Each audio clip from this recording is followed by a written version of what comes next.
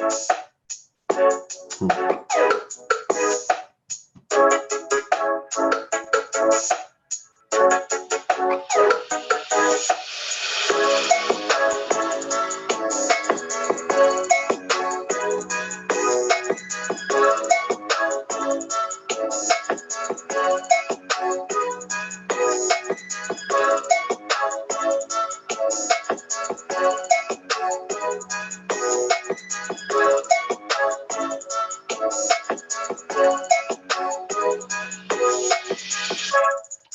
what's up, guys? What's up, guys? Get comfortable in the chat. Bring yourselves in. I want to welcome you to drboycetv.com, the home for intelligent Black people. And we are going to have a lot of fun today. And I will get to the topic in 1 second. But first, I want to ask everybody, if you're on Facebook, if you could do us one quick favor. If you're on Facebook, please share this to your page. That helps us with the de-boosting algorithm. In case you don't know what that is, that's what they do to Black people who are outspoken. They don't always shut you out. They de-boost your live stream. So you may have 250,000 people on your page, but they'll only alert 200 people that you're live. So we need to fight that back. What helps it is when you guys share to your page. Now, if you are on YouTube, if you could hit that notification bell. Because that notification bell, even if you've already subscribed, the notification bell makes sure that you're notified when when we go live. So if you want to be notified when we go live, please hit the notification bell. Please hit the like button, share button, and subscribe button. So as we get started, please also shout out your city. If you haven't shouted out your city yet, let us know what city you're coming from. I see you, Mike Murphy from Minneapolis, and Tijuana Murphy. Are y'all related? Mike and Tawana, is that Tawana or Tijuana? Tawana, Kevin Bowling, Dominique Bird. Dominique says you the man. You are too nice. I bet you say that to every handsome Black man that you run into out on the streets. Anyway, so let me just tell you guys who I'm talking to, what we're going to talk about today. I have a respected colleague and somebody who I just have a tremendous amount of regard for, by the name of Jade Arundale. And Jade is with BlackNewBeingQueenTV.com, and she's a very smart Black woman from Brooklyn and a huge activist out there. And before I begin, I'd like to ask my friend Jade, how you doing today? Peace, Dr. Boyce. I'm great. How are you? I'm doing really well, and glad to have you. And also, who am I glad to have? Well, I'm glad to have Rex Black Eagle and Jay Slim and Reginald Woody. He says, finally caught you live. Okay, well, cool. Well, you can catch me live all the time. Just hit that notification bell and your phone will notify you when I go live. You can also text the word Boyce to 31996. Now, I do not send out text messages every time I go live because it costs money to do that. But if you hit the notification bell, you'll always be notified. Nakia Clark, Nakia's in the house. Nakia is just such an awesome supporter. And I met Nakia in Chicago, and it was a real pleasure. Let's see, Jay Slim from Knoxville, Brandon from Dallas, Rob Dog from Chicago. We got Lacey Washington for Kelvin, Harlem, New York. Let's see, Winston-Salem, Reginald, Durham, North Carolina, Miss Smith, Little Rock, Arkansas, New York City, Pittsburgh, Columbus, etc. Okay. Vision says, is it me or is the stream stuck? So let me ask everybody, if you can see me and hear me, if you can see us and hear us, say yes. If you cannot, then say no. Can you see us and can you hear us? If you can, please say yes, so that we know that we're good and we can get this party started. So as we get started, Jade, I do a lot of talking in the beginning, and sometimes I do a lot of talking in the middle, but I've been trying to practice not talking so much, because I just run my mouth. But you reached out because I know you do your show on Fly New Being Queen TV, and there were a couple of things that you saw that were really interesting. And we could start with the first one. There's a lady by the name of Jemele Hill, and Jemele Hill wrote an article in The Atlantic, and she was basically saying that Black athletes should attend HBCUs. She was basically saying that Black athletes, given that they're worth over $1 billion a year, that they should bring it home and support their own schools and support their own community by bringing those resources back. Now, just for the record, that analysis, that deep-seated, heavy-duty analysis, is what I call common sense. I think it's, I'm sorry, I don't know if y'all agree with me. It's common motherfucking sense, right? That's what it is. It ain't profound. I mean, not to say she's not profound. She's very smart. I'm sure she's profound to something else, but this is common sense, right? Now, I actually have a quote from the white folks who get mad, who start hating when black people start caring about ourselves, and I want you guys to hear what they have to say about it. Let's see. We want to hear what the white folks had to say. So I think I got some audio here. Here we go. What are they saying? Let's see here. Let me. Here we go. There. Wait. Yeah. That's what. Okay. So they were whining and crying and bitching and mad and all this other stuff and complaining about the idea of black people having the audacity to care about themselves and care about each other. So Jade, let me ask you this. Just start from the top. When she wrote this article, when Jade wrote this article, which is in the Atlantic. Jemele wrote the article. Sorry? You said when Jade wrote the article in the Atlantic. Oh, sorry. I meant to say Jemele. It starts with a J. So you forgive me. I just woke up from a nap.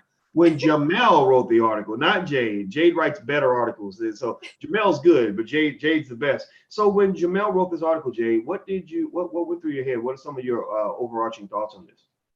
I loved her talking points. I mean, I love the fact, first of all, the last paragraph was dope, but I liked all of the data that she had in terms of statistics, right? So she's saying essentially that, Black students she started with an anecdote of a Black student who decided to play football at FAMU.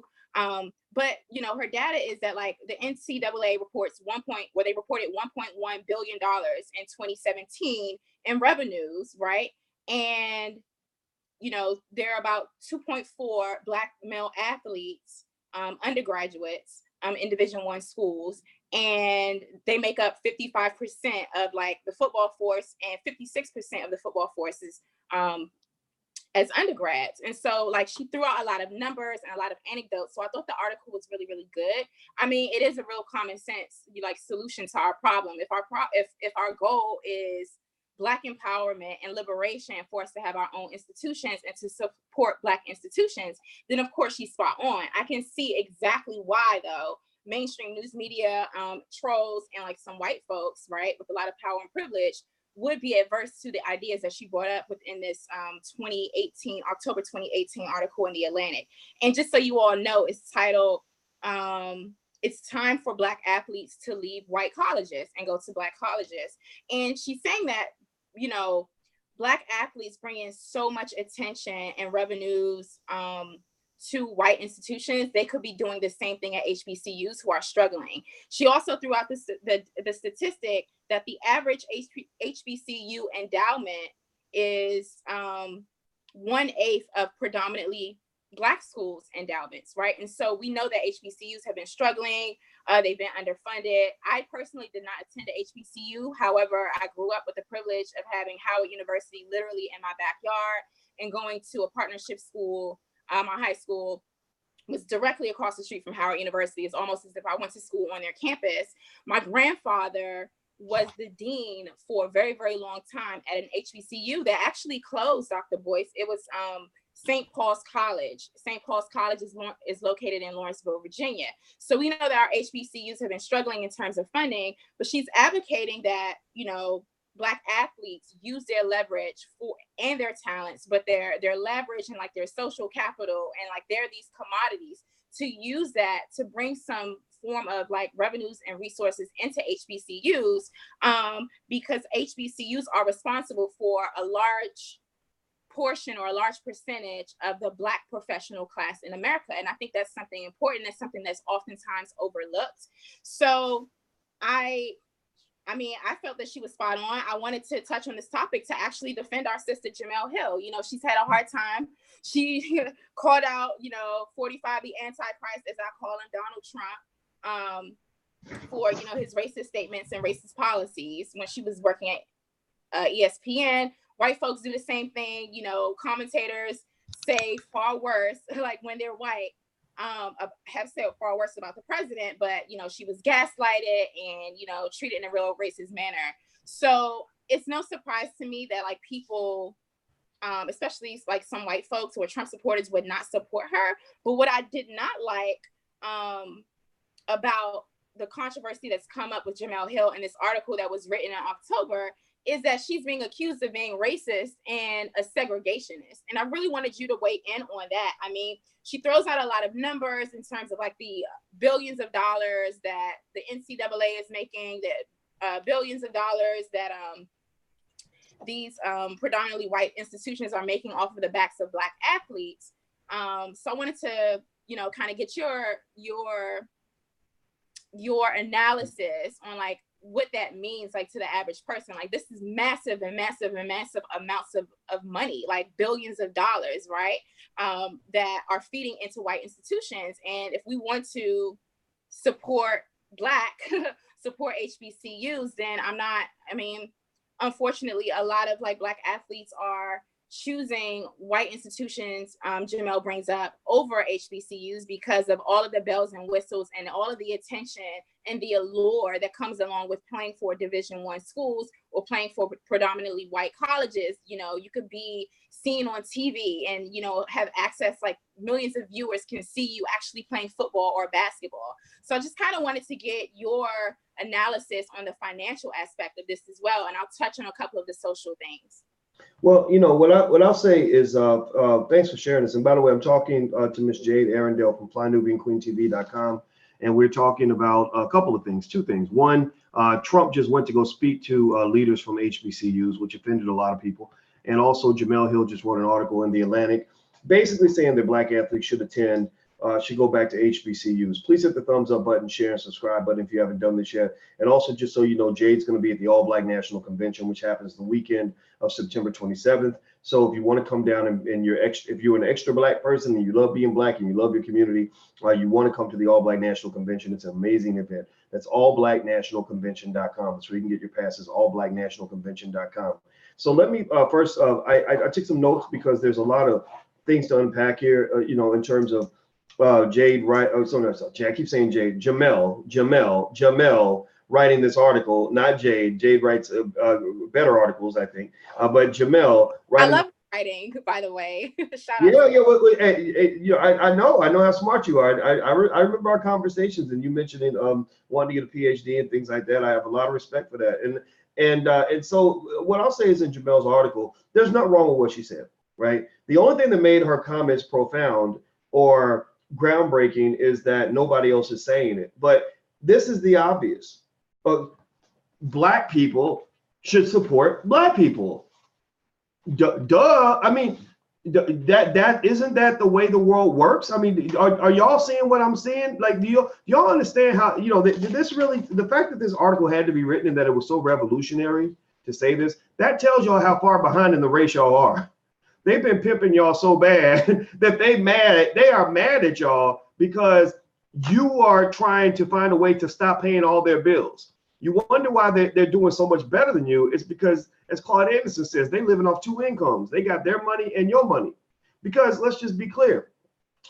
You're funneling not just $1 billion a year to these white schools through your athletes. You're funneling tens of billions of dollars a year to these schools through your students.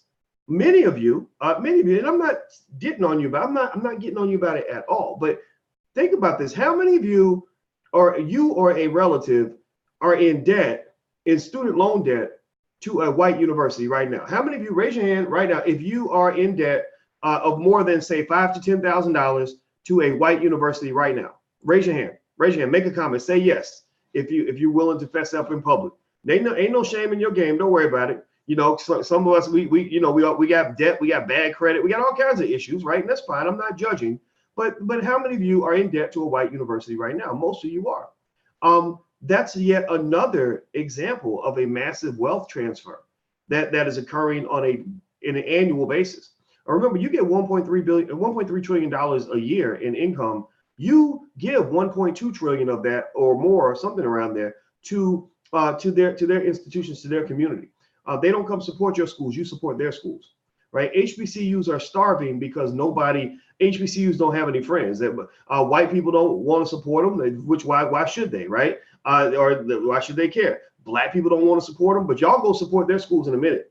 But they don't come across the road. I ain't never heard a white man brag and say, "Oh my God, I got into Harvard, but who cares? Because I got into Howard, and I had to go to Howard because Howard is so much better than Harvard, right?" So let's be real. You know, when you talk about the economic transfer, it's on a massive scale, massive proportions, because you've been trained to be economic slaves. And so you know what Jemele wrote was not a problem, but I think you got to look at the whole picture of this thing, not just what she said, but just look at don't just look at the stage. Look at the background of the stage. Look at who owns the stage. Look at how all this is going down. Pay attention now. Jemele Hill wrote this article where she's basically giving common sense, but it's seen as groundbreaking because nobody else says it. Because people are so used to us ignoring HBCUs. They're used to black celebrities not caring about HBCUs. It's not in a black publication because y'all don't own nothing. Y'all don't own nothing, right? It's in the Atlantic. So if white folks had not given Jemele permission to write this article, that article would not exist. So it was the white allies who even allowed this article, this message to even get to the masses. God bless them for that. But you got to really think about what that means. That means that you don't have any economic respect. And a lot of us will say we don't respect ourselves. So Jay, I said a lot right there. Feel free to respond to any of it. I didn't know, I personally did not know that HBCUs are only 3% of colleges and universities in the country. Did you know that, Dr. Boyce? Yeah, so she highlights that in the article, like HBCUs account for 3% of undergraduate colleges and universities. So we already have a very, that's a slither of a percentage of the colleges and universities in the country. And we have some of our best and brightest, athletic talent that go to predominantly white institutions, or PWIs, right? So I found that to be really, really interesting. And when you talk about trillions of dollars, that's just so much money that it's really hard for me to contextualize like how much a $1 trillion is and how much money is being spent or continues to be spent off of like our labor. And unfortunately, it's happening to our young people, which we are supposed to be guiding and protecting as adults within the Black community. So I thought her advice was really, really good. I liked her call to action for our young people. I'm going to read the last paragraph of that article. Hopefully, if my computer, it's loading it up. But she essentially said something that like Black athletes at historically Black colleges would bring in money and more attention, right? And would like challenge the idea of like amateur sports or amateur athletics for undergraduates, right? We know that our college athletes, whether they play baseball, football, soccer, swim, track and field, basketball, male and female teams, they're not getting paid for all of those hours of labor and sustaining injuries oftentimes along the way. And she's in a final paragraph, she says like, if Black athletes come together and, possibly make a move or like an exodus from these predominantly white colleges and universities, they can actually, start a new revolution or start something new to create some level of compensation also for undergraduate athletes. And that's something that is missing from the narrative. I haven't heard much talk of undergraduates, being paid for their labor, but I'll read exactly what she said, final paragraph of this article. If promising Black student athletes choose to attend HBCUs in greater numbers, they would, at a minimum, bring some welcome attention and money to be Beauregarded Black colleges, which invested in Black people when there was no athletic profit to reap. That's a whole another conversation, right? More revolutionarily, perhaps they could disrupt the reign of an amateur sports system that uses the labor of Black folks to make white folks rich. And I think that as those final few words in that paragraph, that really struck a nerve with some white folks, right? Calling them out directly, like, let's not just talk about equity or, dress up terms and use words like diversity and people of color. She said, no, disrupt the reign of an amateur sports system that uses the labor of Black folks to make white folks rich, period. End of article. I thought that was brilliant. Yeah, I thought it was too. I thought it was great, and I'm glad she said that. And I think that, even though, as I mentioned, it is common sense in the sense, that there's a lot of us, and people even more so than me, who've been complaining, who've been talking about this for years. I used to go on TV networks and debate this issue about college athletes not getting paid. And I've been talking about this since I was 25 years old. And when I was at the University of Kentucky, where we had a basketball program that makes, 40, 50 million a year or something, insane amount of money. The sports program makes a lot of money off black athletes. I used to write articles, and I became kind of their nightmare because I understood all the different angles of it. I understood the educational angle, the fact that they were being cheated out of an education because they weren't even allowed to go to class, So, and I was teaching at the University of Kentucky at the time, and I explained how my athletes couldn't even come to class. I understood the economic angle because I was a PhD student in finance, and also I understood the racial angle because I'm a black man, and I used to tutor athletes who would tell me that they didn't have time to go to class because they were so busy preparing to play professional sports. They're just unpaid professionals. That's pretty much what they were for many of these institutions. And I remember one of the players came to see me secretly. They had to sort of secretly let them come see me. And two guys that came to mind was a guy named Nazir Muhammad, who played in the NBA, and a guy named Derek Anderson, who also played in the NBA for the San Antonio Spurs. And I remember Nazir telling me that the coaches basically said, do not read this guy's articles because he's going to fill your head up with a bunch of crap, right? And because I was explaining to them mathematically, like why, I was like, why aren't you getting any of this money? Do you know how much money your coach makes? Do you know, blah, blah, blah. And then I remember Derek Anderson, he was brought to my office, and it was almost like the coach, the black assistant coach had to sneak him to come see me because he didn't want Massa to know that, that this black man was talking to another black man. And it reminds me of how in a lot of prisons, like for the same reasons, I remember not being allowed to visit prisons, not because I have a criminal record, not because I, would go in there and shoot up the joint. I would never do those things, but because they did not want black men to be around black men who can wake them up, right? Who can make them say, wait a minute, this ain't right. Or, and so that really speaks to the exploitation. Usually when somebody's trying to pimp you, they want to keep you away from ideas and information that might threaten the existing power structure.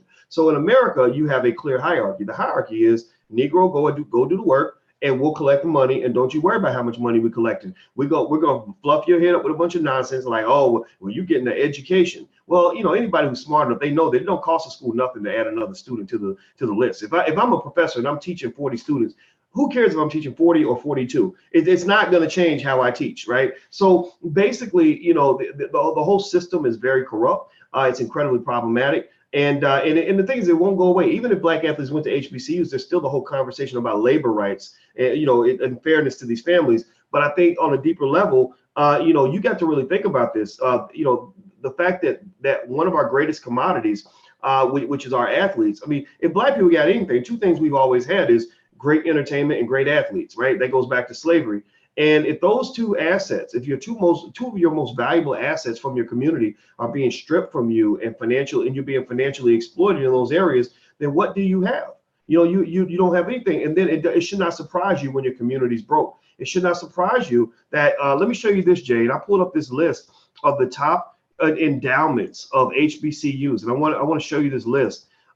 This is the top 10 HBCUs in terms of endowment level. Right here, you got Howard University at 688 million, Spelman at 389 million. You go down to Hampton, 285, Meharry Medical College, 159, Morehouse, 145, North Carolina A&T, 63 million. So I want you guys to keep those numbers in your head. We got a range here. Lowest is Virginia State University at 54 million. Howard is at 688 million. So 54 million to 688 million. Put those numbers in your head. Now I want you to compare this to the top 10 white universities. Now let's look at this. Now remember, 54 million to 688 million. Let's look and see the top 10 white universities. Top of the list. Actually, let's go to number 10. Number 10, Notre Dame, $9.6 billion, a little bit short of $10 billion. That's big with a buck. If you take the endowment of every single HBCU in America, add it all up, and then multiply it by 5, you can't match Notre Dame. One school.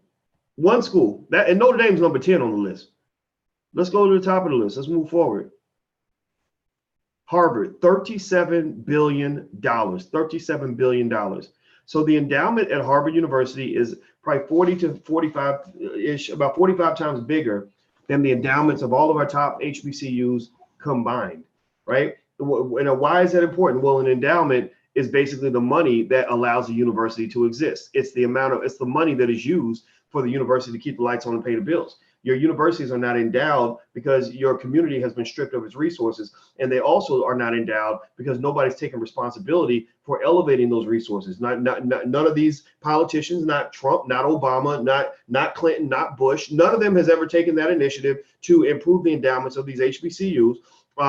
Your athletes have gone off to white schools. They're improving the endowments of white schools. The donors, in terms of individuals like you and I, when we choose to go to college, many of us didn't go to HBCUs, and I know I'm not dissing people who didn't, because I didn't go to an HBCU. I would actually have liked to. I just didn't have the grades. My grades were terrible, but still, we didn't do it. A lot of us didn't do it, right? And then here's another kicker. Your celebrities, your wealthy celebrities, all these Negroes you celebrate on TV because they got a new video out, or because they got a Grammy or an Oscar or one of these other worthless awards invented by white people to play with your head. They don't care either. They don't care either. Because here's the deal, right? And I'll say this, and I'll let you. I'll be quiet. I'll allow you to go digging, Jade. I want y'all to imagine this. Imagine if Beyonce and JayZ and Michelle and Barack saw this video.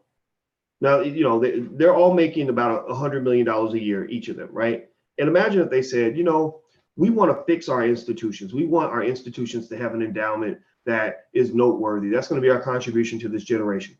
But let's say that they're not going to, they don't want to put all their money into it. Let's say that they just say, they get together, they're having a dinner party, and they say, we should call up our, 50 richest friends and pull them all together. And we're going to have one night only, a one-night party where the goal will be to raise $500 million for HBCUs. So what that means is that we're gonna get. I'm gonna give my 10 million. You give your 10 million. We can make that money up. It's not a big deal. We make that kind of money all the time. And then all of our friends will get 5 to 10 million. Right? That's probably about 100 million or more right there. Right? And then actually more than that's $250 million right there. And then what all of our friends will agree to do is they will all use their massive social media platforms. Barack, you got 100 million on your Twitter. Michelle, you got 100 million. JayZ, you got 100 million. Beyonce, you got 100. We're gonna call LeBron. He got 140 million. We're gonna call all of our, and then we're gonna even call in the Kardashians and white people who claim to be our allies, people who claim to be our friends. We'll let white people support this too. We're gonna put a little heat on them. Like, hey, being black actually matters to me. So if you really love me, you're gonna help me fix this thing. And we're going to ask everybody in these social media platforms to go to a certain link and keep making donations until we raise $500 million to $1 billion. We're going to do for HBCUs what white people did for Notre Dame Cathedral when that damn thing burned down. Do y'all remember do y'all know what I'm talking about? Remember when that Notre Dame Cathedral burned down? White people raised $1 billion in 48 hours flat. I don't even think it took 48 hours. I think it took 24 hours. They raised $1 billion. It didn't. They raised that money like that. So if our black celebrities gave a damn, and I'm not telling them, I'm not really talking to them, I'm really talking to y'all in terms of holding them accountable, right? Understanding the difference between somebody who loves you and somebody who doesn't respect you at all, somebody who does not love you. If they gave a damn at all, they would put as much energy into supporting things from their own community as they put into other things. Because they were doing this money for an LGBT or doing it for LGBT cause, they raising money for that all day.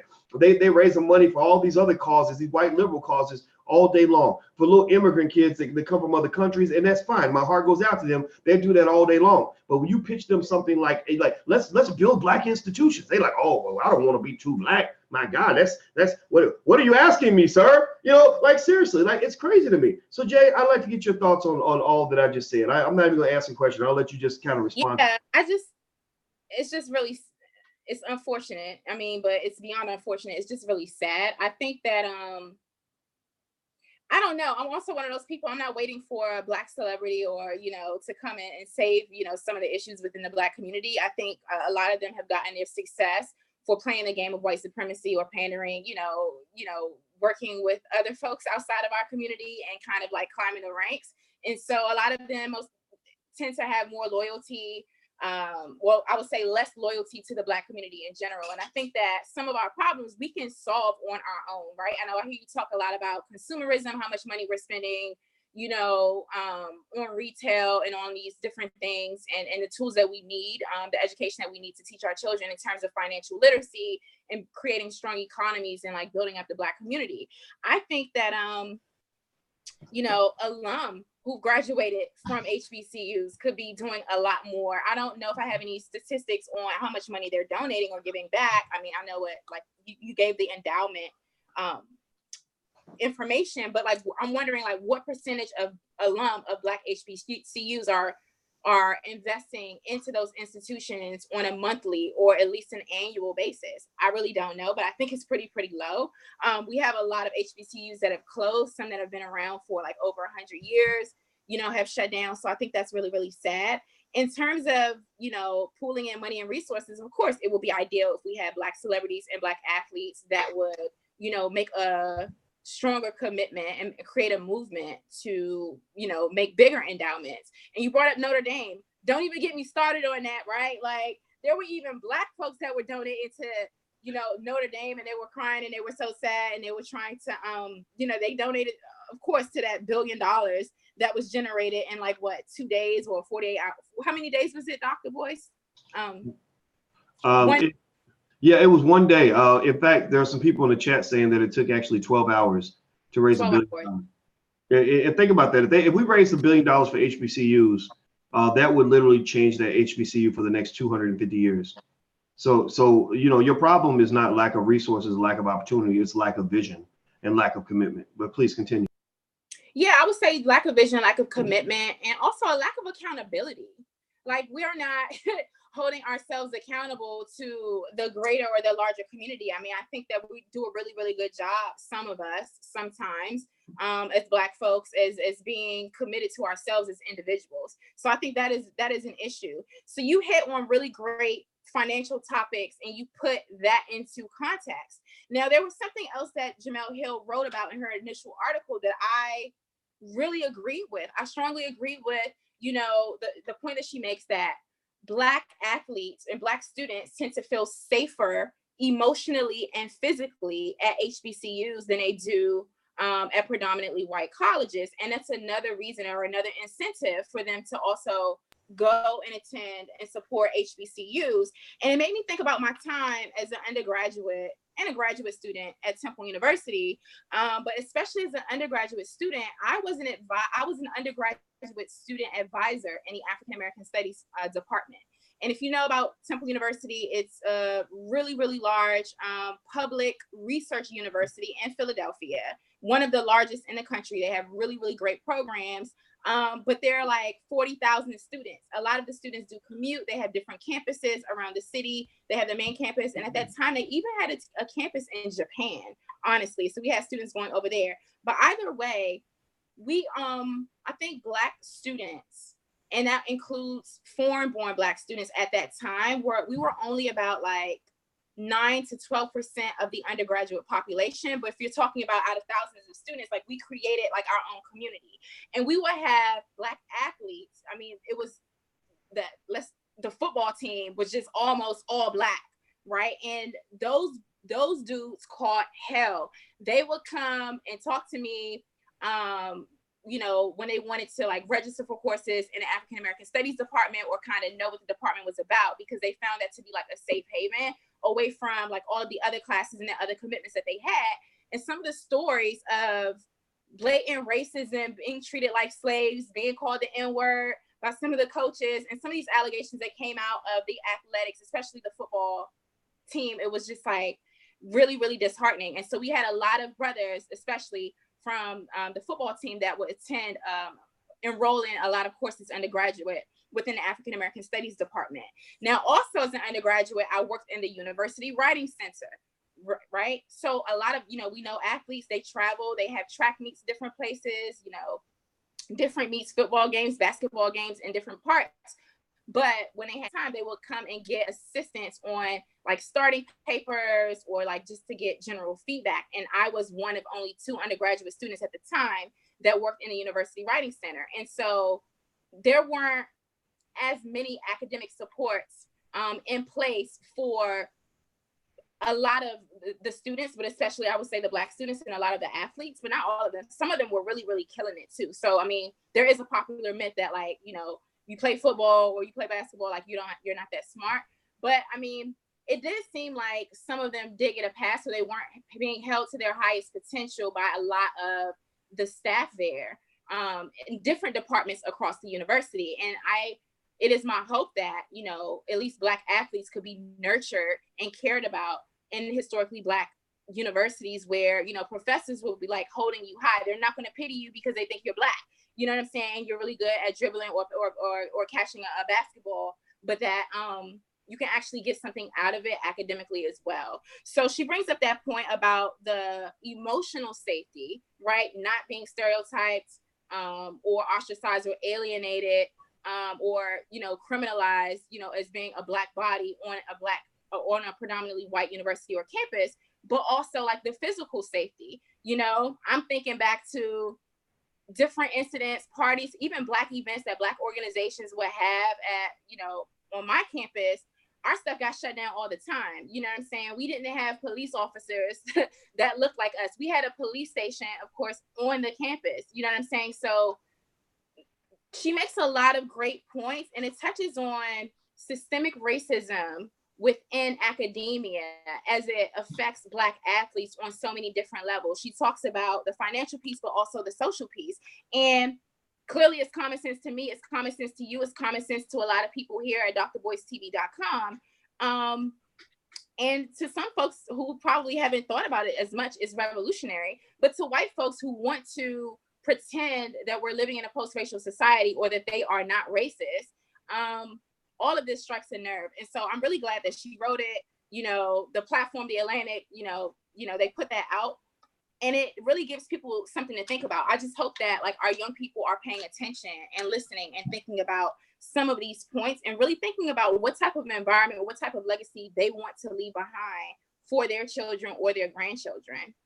Well, you know, first of all, I want to say I'm speaking with Jade Arundale from FlyNubianQueenTV.com, and we're talking about a few different things. We actually we're hitting a little bit on Trump speaking to HBCU leadership, which I'll ask you about that next, Jade. But also we're talking about Jemele Hill writing an article in The Atlantic, basically saying that Black athletes should go to HBCUs. Do me a favor, everybody. If you haven't hit the thumbs up button, please do that. Also hit that notification bell so you'll know when we go live. Those of you who are on Facebook, please share this to your Facebook page. And also, if you want to see Jade and I on the screen, you can go to drboycetv.com. This is the home for intelligent Black people. And don't forget, the All Black National Convention is happening this month, September 27th, that weekend in Houston. So you can learn more at allblacknationalconvention.com. I'll also be speaking in Louisville, Kentucky in 2 days on the 14th. You can go to drboycelouisville.com if you'd like to learn more about that. And then New York is after that, drboycenewyork.com. That'll be in October. So let me just say this, Jade. Here's the challenge, right?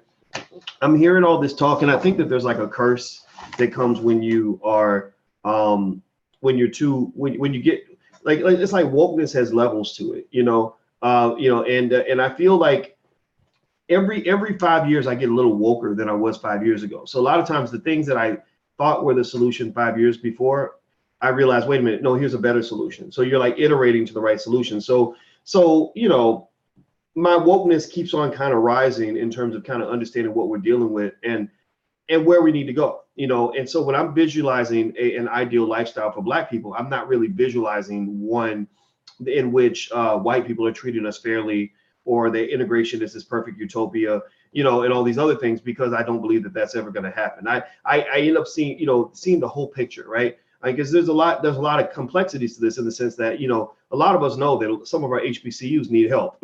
Some of them are dysfunctional. A lot of them are controlled by white folks. I went down to Howard University. I did not know where Howard was located exactly, but I knew I was near Howard because I saw this big ass mural of Abraham Lincoln. I said, oh, they worship in Abraham Lincoln, AKA White Jesus, over there. So that must be Howard, right? Because remember, Howard was not even founded by a Black person. It was founded by a general in the Union Army, I guess. And so, you know, so it doesn't mean that school cannot add value to a person's life. I don't believe that. But I think that you have to, I think it's sort of like you're trying to create an oasis of freedom when you're in a bathtub of slavery. Like you're a little boat a little tiny paper boat in this bathtub of white supremacy, and you're trying to claim that you're actually an island, or that you're actually disconnected from it, and you're not. You're right. I think, in fact, the reason we even started things like the Black Business School was because I think we need to detach and non-participate in many of these systems. Because many of these schools screw up our young people, and the whole model of Black success that leads to so much of our money being drained is that they teach you that the way to be successful as a Black person is to go first give white people all your money, go to either a white school or maybe an HBCU, but still HBCUs are controlled by the federal government. People like Donald Trump have more say over your universities than you do, right? So you're taught, go give all your family wealth to a white university so they can give you a certificate so you can go get a job working for a white person. And then hopefully, if you're lucky, you can go move into a white neighborhood and increase the property values for white people. At the same time, Black institutions are dying because all your money went to them instead of your own. Instead of working with your own and supporting businesses in your own community as either a laborer or investor, you're supporting somebody else. You're building somebody else's business, and then when you're spending your money, you're consuming in somebody else's business. And then also the real estate property values in Black neighborhoods drop because property values don't go up where there is no demand. Property values don't go up when nobody wants those houses, right? But property values boost through the roof when you have a white suburb where everybody's trying to get in there, including Black people. Right. So, so ultimately we are the bubble of white supremacy. Like you think about it like an economic bubble that can burst. Like we are that bubble. We sustain and we support that through many of our actions, conscious and unconscious. And so I think that, if you're talking about, getting this liberation that we seek, first of all, I don't think Jemele or anybody should feel like they have to announce or ask for permission for Black people to support our own. The fact that she was called a racist does not bother me at all. I don't care. I think when they say, oh, you're racist, when you say, well, why is she racist? Well, because she's segregationist. Well, what's wrong with segregation? Well, because during the Civil Rights March, we fought for integration. Well, why do we fight for that? Did Black people benefit from that? Show me where Black wealth has increased because of integration. Show me where Black neighborhoods got stronger because of integration. Show me where Black children are being better educated because of integration. Last time I checked, we own more businesses before integration than we do now. We traded our businesses for jobs. Last time I checked, our kids had a better culture in the household, with two good, strong parents, and were learning the right things before integration. Now they learn all this crazy stuff that y'all teaching us, right? Last time I checked, there are a lot of issues that we face now in our community that we did not face before integration. Last time I checked, we wasn't fighting to get, you didn't have a Kaepernick JayZ fight over the NFL resources. You had the Negro Leagues, where you had Black men and women owning the entire damn league, right? Not trying to get a piece of a pie. They own the damn pie. So my argument is that, if you're talking about really fighting for Black people, really trying to elevate our community, we got to really back up and look at everything, right? Look at everything and rebuild from scratch and understand that even if Jemele gets what she's looking for, which I think is a good step in the right direction, that's still not the ultimate goal.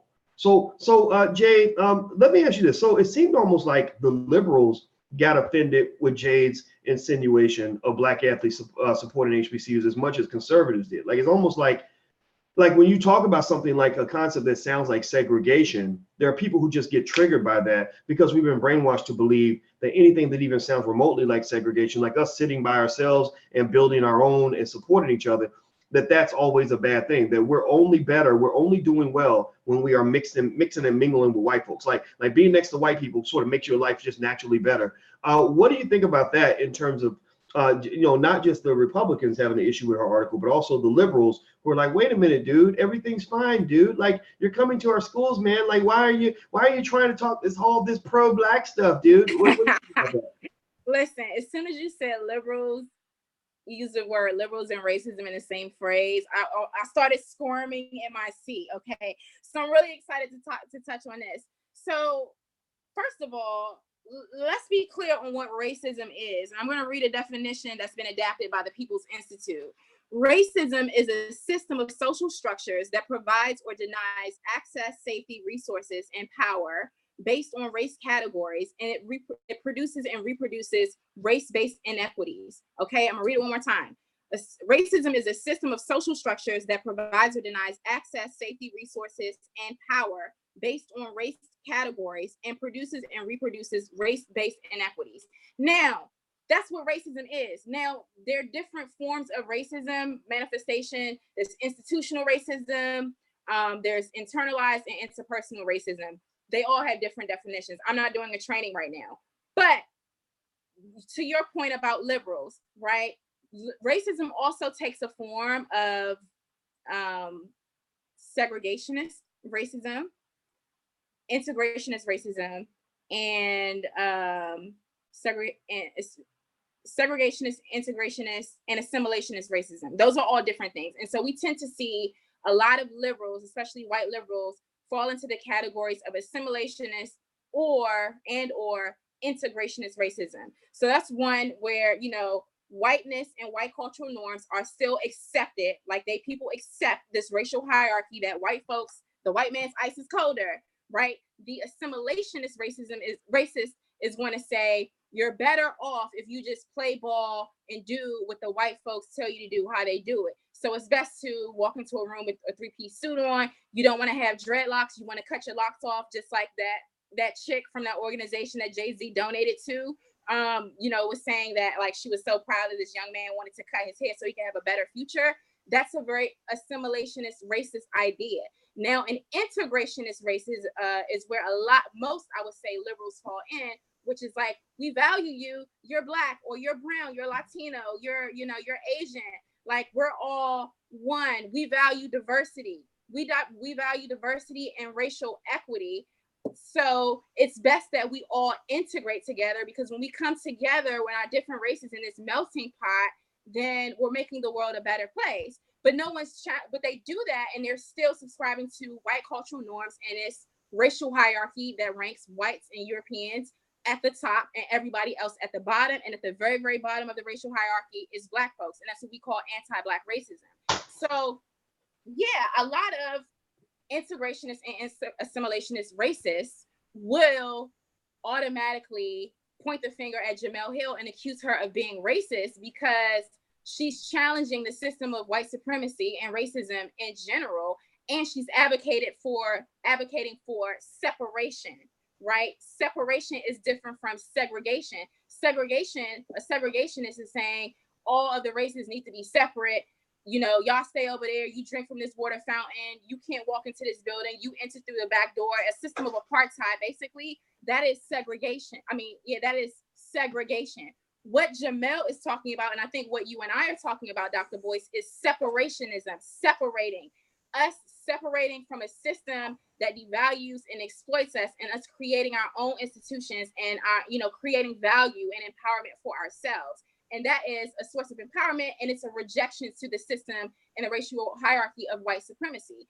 Unfortunately, we have a lot of people who pretend to be allies, or they say they're allies, or they say that they're not racist, and they're not willing to release their dominance and power over Black people. In order for Black folks to really separate, and us to create and have our own without white folks trying to intervene or tell us what to do, then they lose power. And so these folks who are trolling Jemele Hill, or things that you may say, or things that Dr. Carl Anderson may say, or other people who are advocating for us to have our own spaces, they are actually reinforcing the fact that they are racist, because they want us to be tied to a system of subjugation, and we're not having that. And to your point, we are not asking for permission for anyone to create empowerment for ourselves.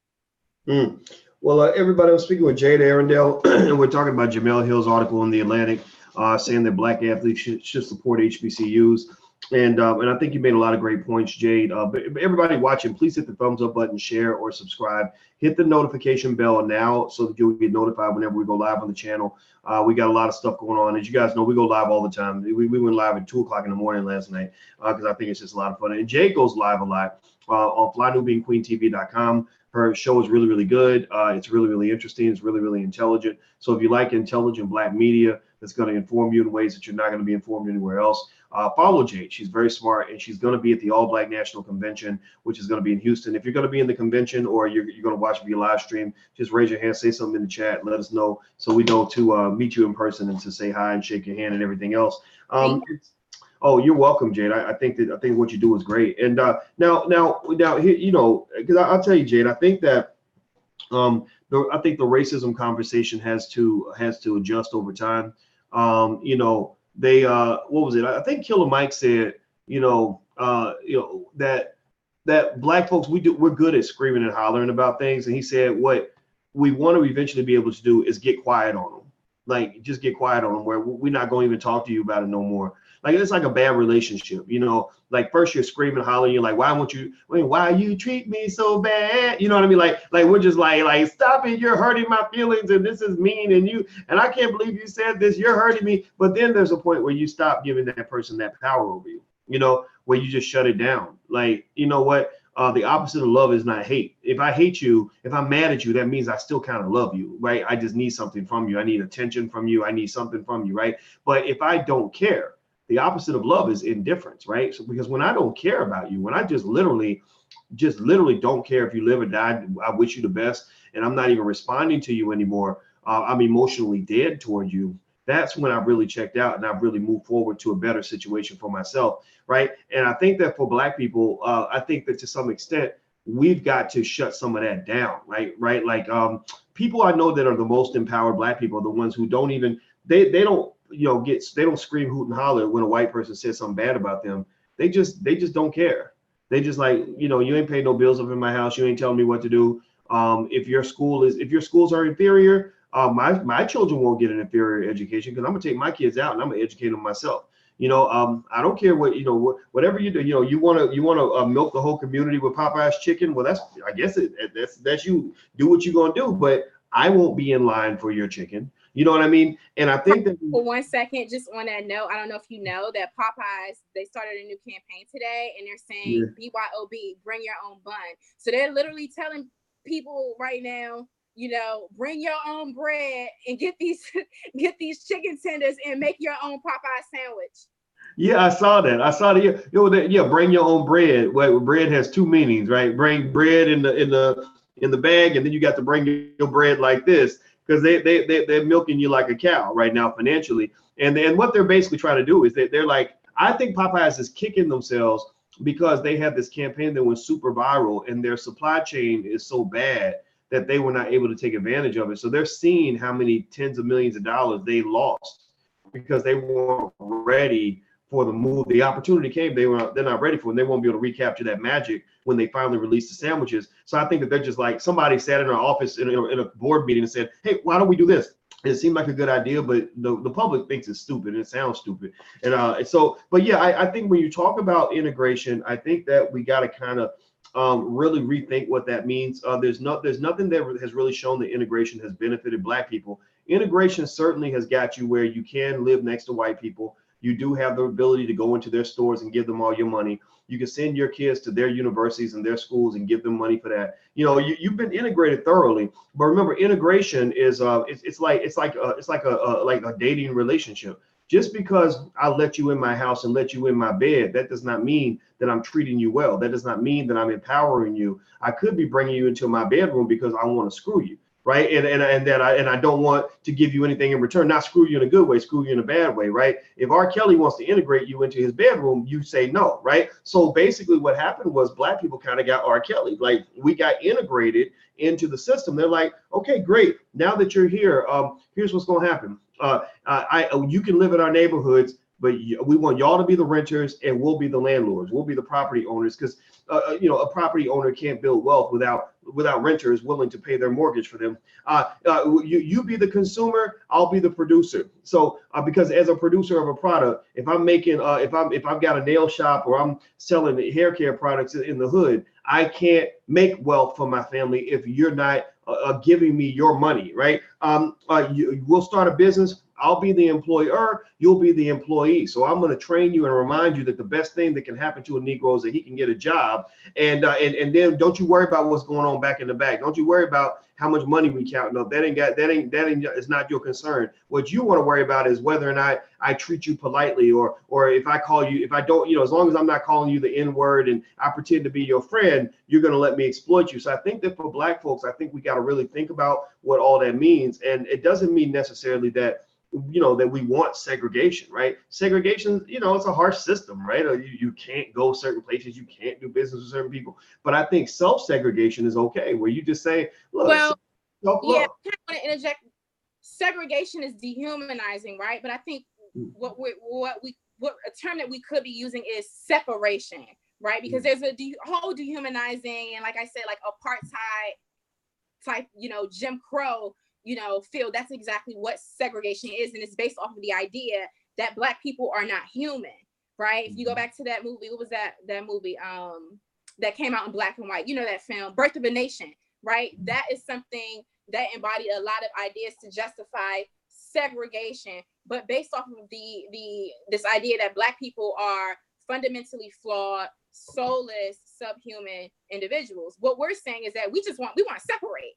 We want to separate. We want to have our own, and we're making that choice for ourselves. And it's something different. Like when segregation is imposed on you, right, by a system of white supremacy, then of course it is marginalizing and dehumanizing. But when we are choosing to self-separate, that is a chess move of empowerment, and it can create a ripple and a domino effect of breaking down a system of racism and white supremacy that thrives off of our suffering, our Black dollars, and our labor, our exploited labor.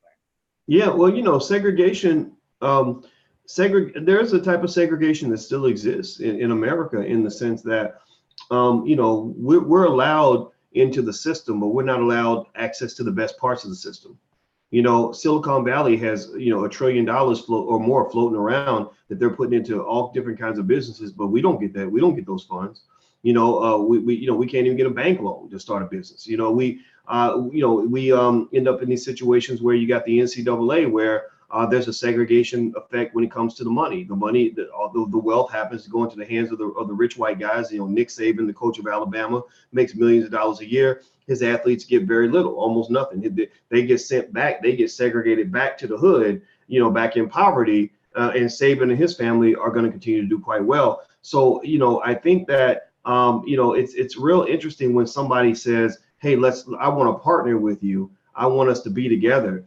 And you find that you're always getting the short end of the stick, and they're always getting the big piece of chicken. They're getting the big opportunities. And then when you speak up and say, hey, this isn't working out for me, this is not fair to me, I think I'm gonna disconnect from this partnership. Well, why wouldn't white America turn around and say, what are you doing? Like, why would you say that? This is working out so great. Really, it's working out great for you because you're getting all the benefits. You benefit from me being here. You benefited when I shut down the Negro leagues and gave you our best Black athletes. Like, you benefited from that, and you played with my head. You played me like a $2 hoe, because you got me to give you our best athletes. You didn't have to take the masses of the people. You only took the elite Negroes, and you're making money off them, and we're left behind, right? And so basically that's what your problem is as a Black community, is that there are very few institutions in America, anywhere, that empower the masses of Black people. You got institutions that will allow 1 or 2 Black people to do really well. Because they've been playing with your head, they make you feel like, oh, well, when JayZ gets rich, it's like me getting rich. No, that's JayZ getting rich, right? And then he's gonna get up there and he's gonna tell you that the reason your kids are getting shot is because they don't have fathers in the house, right? He's gonna do that little backward ass rapper analysis. No disrespect to rappers, but rappers are not sociologists, right? Rappers are not political scientists. Rappers are not intellectuals per se. So we shouldn't, so why is it that the people who are least qualified to speak on social issues are the ones who get handed the microphone? Because the people that empower a JayZ, that put money in his pocket, are like, look, JayZ, we need you to protect us by basically distracting from our bullshit, by basically putting that back onto Black people, right? So, my point at the end of the day is that we have to play our part in this whole process and stop embracing this ridiculous symbolism. And really, the bottom line to me, and I'm gonna be quiet, I'm gonna let you get the last word, Jay, is that, because remember, when you talk about rebuilding HBCUs, I think our celebrities can and should play a part in this. At the very least, if they don't play a part in it, they should be rejected from the Black community. They should be kicked out, just like the Jewish community does that. If you are Jewish and you go out and you make $1 billion and you don't want to do nothing for the Jewish community, then guess what? You can't come to synagogue. You cannot be a part of this. We will not support you. We will not give you our resources. So at the end of the day, I think that these celebrities should be expected to be a part of this. The measuring stick of success of a Black public figure, high profile individual, from Barack Obama to Jay-Z all the way across the board, should be real basic. Can you point to examples where the masses of Black people are seeing significant life, where thousands of Black people, not just a couple, not just 2 or 3 around you, I'm talking about thousands of Black people, are benefiting and having significant life-changing transformational experiences because of your presence? Like you're Barack Obama, Southside Chicago is your hood. Have we seen fewer Black boys being murdered in the street in Southside Chicago because you have all this power? If the answer is no, then we're going to present you with a solution. We're going to get our scholars together, come up with a proposal.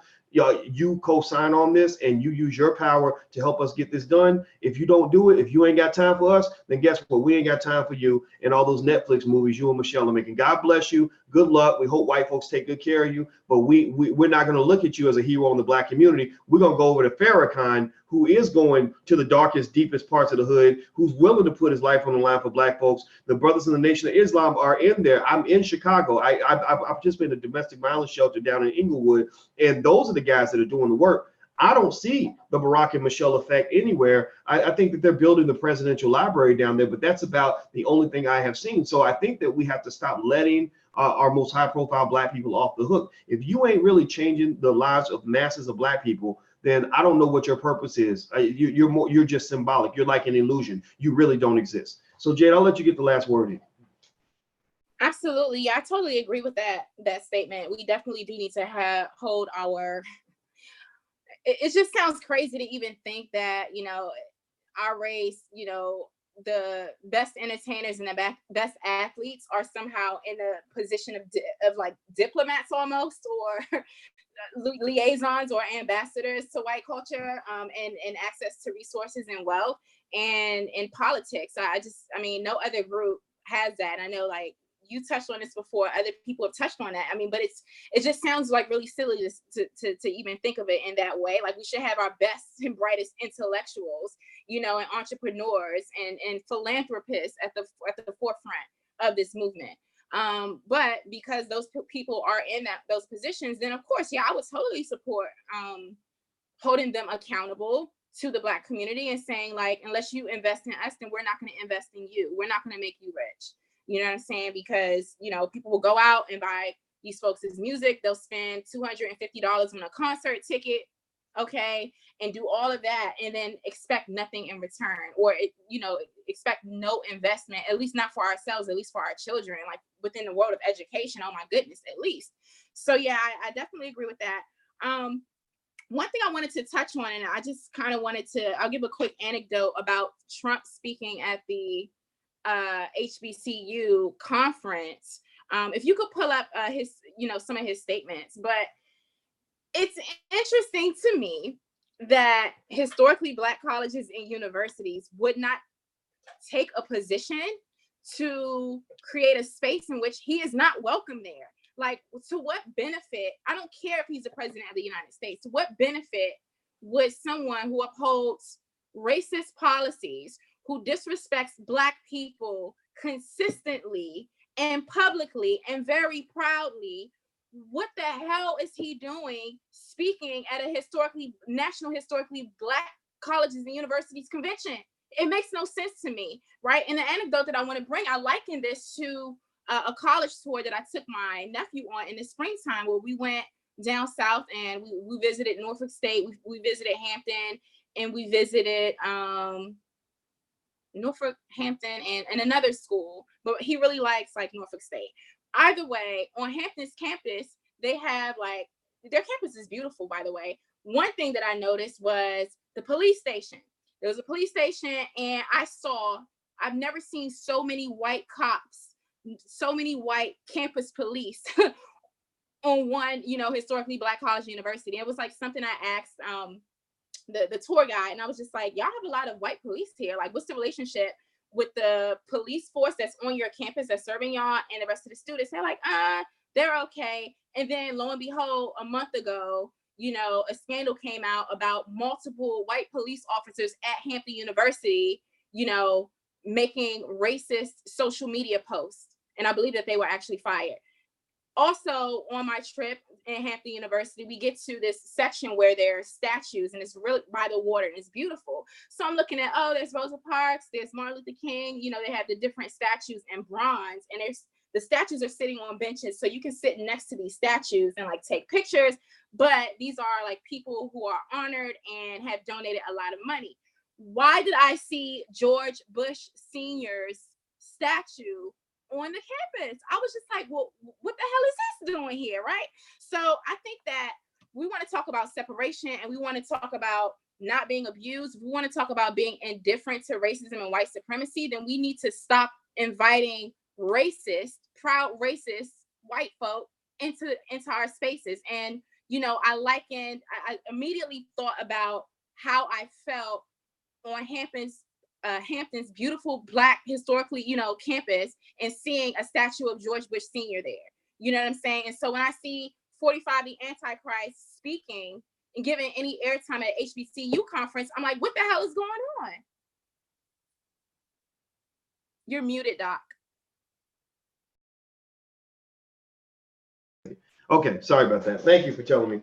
I think that you made a definitive point when you talked about, when you used this term, you know, our spaces. I don't believe HBCUs really are our spaces. You know, they are, the reason Trump can speak at an HBCU is because Trump has more impact and control on HBCUs than any Black person on earth. You know, there is no Black person that's taken, you know, or a Black group that has really taken an equity position, or if you want to call it that, in our HBCUs to the point where they can become independent of the federal government. There's no one who's really taken ownership of the success of HBCUs, taking responsibility for that. And so a lot of our HBCU presidents are in the position of being paupers. They are beggars. They're beggars, and they will talk to anybody who can help them pay bills up in their mug. You know, because I'm gonna tell you, last time I checked, Beyonce gave about $400,000, but that can't pay the bills at any HBCU in America. That's not enough money for you to run that university. You know, a lot of the major white universities, major white private schools have donors that give money, you know, in the multi-millions and even the billions. And so, you know, it's in fact, I think Harvard University raised about 1.4 billion in donations last year. Now, we know white folks have a lot more wealth than Black folks, but you know, if you got together, again, if you pull together some of our most prominent Black celebrities, they can give 50 million, 100 million, or whatever, right? You know, 1/20th or 1/30th of what white people give, but they don't care. Nobody really checks them to say, you know, if you want these institutions to do what you want them to do, people respond to those who are paying the bills. If you want freedom, freedom is not free. Freedom has a price attached to it. There is a cost for freedom. They have not been in a position to pay that cost, so therefore they have no freedom. Trump can walk up in and out of there whenever he wants. Trump knows he has the ability to go in there and either make life heaven or hell for them based on how he feels. And that's the power that we give a racist when we would rather spend our money on Popeyes chicken or new shoes than put our money into our institutions. The other thing is the other reason Trump is able to come in here and bombastically you know, just, you know, say things like, well, Black unemployment is lower under me than it is under any other president. Black people, I'm their best shot. Black people this and Black people that. Here's the thing. Here's my perception of Trump's relationship with Black people.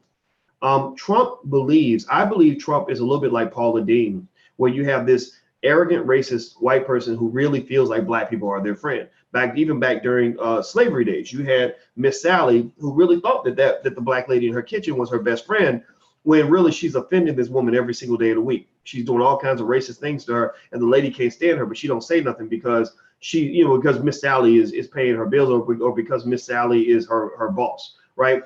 And so for Trump, I think Trump really believes he's got Black friends. And I think Trump is remembering all the days when all the rappers would come see him, and he would sit with Al Sharpton and you know, and they would shout him out in his records and all this other stuff. And I think that's in his mind, in his interesting little mind. He really, and I emphasize the word little because he's an interesting guy, right?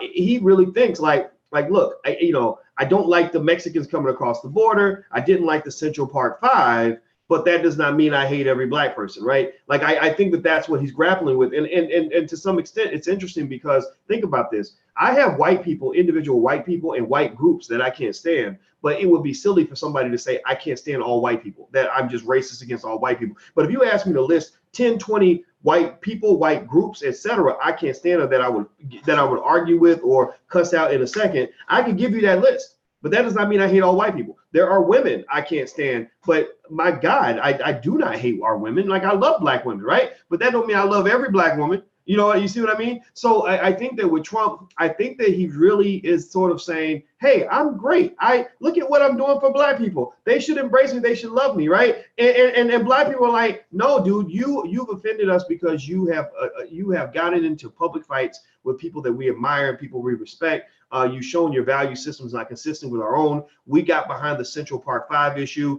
You were in a diametric opposition to that. And I think with Trump and his arrogance, because he's a guy that just says, I don't care what anybody else says, I'm going to just say what I believe, then you're going to have some political problems. But I also think here's another problem that we created ourselves when we allowed the Obamas off the hook when it came to things like black unemployment and doing things for the black community. You let Obama off the hook and you let them get away with 8 years of doing what many consider to be almost nothing. Many people in Chicago, where Obama lives, I live a block and a half from this man. A lot of people in Chicago do not have love for the Obamas. They're like, ain't nothing changed around here. It did nothing get done for us, right? So what you do when you allow that to occur is you're setting the bar super low for the next president to come in and say, well, at least I'm mentioning your name. He wouldn't even say your name in public. He might have Stevie Wonder come perform at the White House or something, but he's not really, he wasn't even advocating for you. He didn't even talk about black unemployment. So I think that's where that's a dilemma I think that we created. And I think that's why you have Trump up in there really feeling like I don't understand why black people don't like me. Their unemployment rate is lower than it's ever been. Why wouldn't they like me? That's what I'm thinking. I think that's where he's. But what I really would like is I think for all politicians, Trump, Obama, anybody, because I don't trust none of these politicians. I know that they're all out for self. I would just kind of turn to them and say, okay, here's who we are. Here's what matters to us. If you really want our friendship, and we'll leave that door open for you. Like I would leave the door open for Trump to get into my good graces. But I would say, look, I need you to put your money where your mouth is. I'm not a stupid Negro who is going to get all excited just because you say my name. I'm not going to get excited just because you tell me that I'm beautiful and I'm wonderful and that you like me. I don't need you to like me. What I need you to respect me. I need you to show me that you really care by putting your money where your mouth is. So Donald Trump, if you really want to get in our good graces, go in there and get $1 billion right now. You give billions of dollars to all this other nonsense in the White House. Get $1 billion right now that can be put directly into the endowments of these institutions so that they are financially good, for the next 100 years. Do something that no black person has ever done. And then what's going to happen is we can go to other people. If people get mad because I'll do a photo op. If Trump right now today said, I'm going to give $1 billion to black people, to black colleges, and he really did that, I would take a picture with him and be like, that's my guy right now. And then if people get mad, here's what you do. When people get mad, when black celebrities and black people are like, how dare you take a picture with him? He's a racist. He's that. I'd be like, okay, you're right. Now we need you to beat his deal, beat his offer. He gave us $1 billion. What y'all got? What you gonna do? Right? Because the thing about it is that, and this is what HBCUs have actually done. The white liberals got pissed because one of the HBCU presidents took money from the Koch brothers, who were notorious Republicans. The Koch brothers wrote a check for 25-30 million, right? And they're like, you can't take money from them. These are our Negroes. Like, why would you, like they're all, man, like why, we own black people. Like, how can you take money from a Republican? So you know what the president did? The president was like, can you write a bigger check? If you can write a bigger check, then we'll be your friend instead. But when we went to y'all for money, y'all act like y'all broke. So he came along and said, who'll write a check for black students for scholarships? Not too many strings attached.